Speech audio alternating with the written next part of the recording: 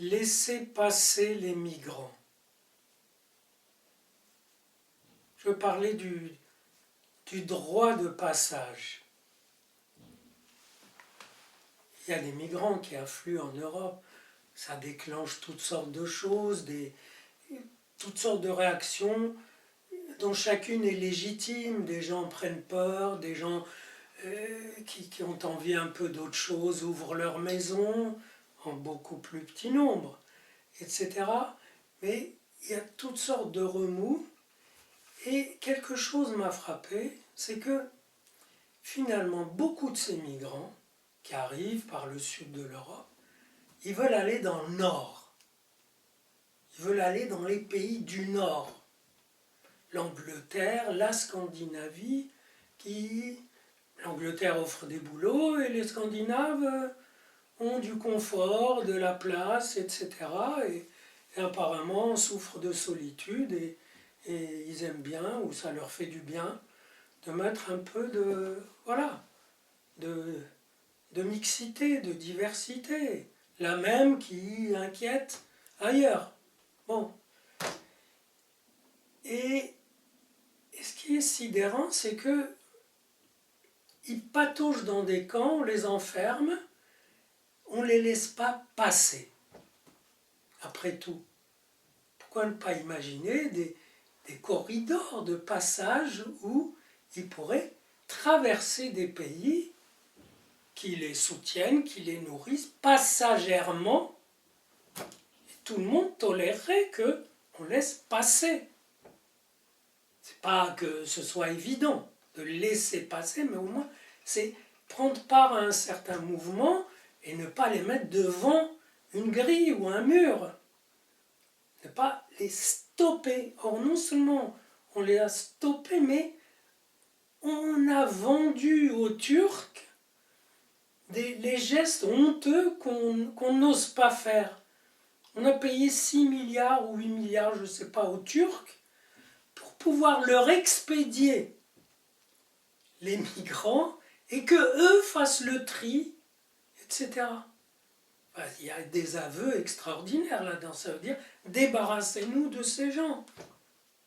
Mais si vous voulez vous en débarrasser, c'est à vous d'assumer.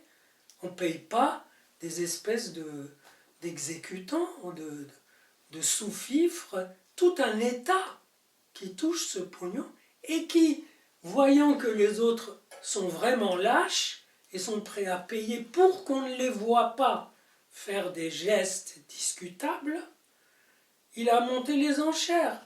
Il a dit, oui, mais en plus, vous devez permettre aux Turcs d'aller en Europe sans passeport, sans visa.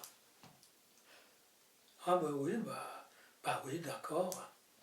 Il aurait demandé un peu plus, j'étais d'accord aussi. Quand on lâche, quand on est dans la lâcheté, il n'y a pas de limite. C'est dommage, parce que finalement chacun aurait un rôle à jouer, un rôle digne. Passer, traverser un pays, laisser passer.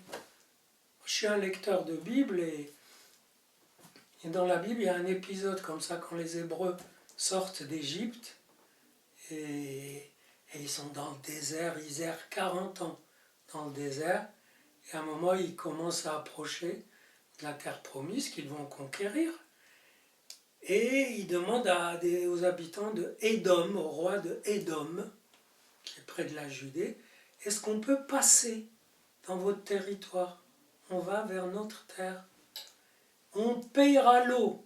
On ne touchera à rien. Juste laissez-nous passer. Et l'autre leur dit, si vous entrez, je vous fais la guerre.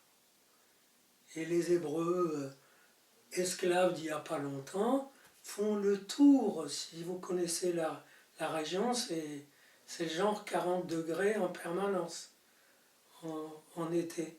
Donc ils font le tour. Et là, le texte qui est très beau dit, et l'âme du peuple s'est rétrécie à ce moment-là. Il était dans la détresse.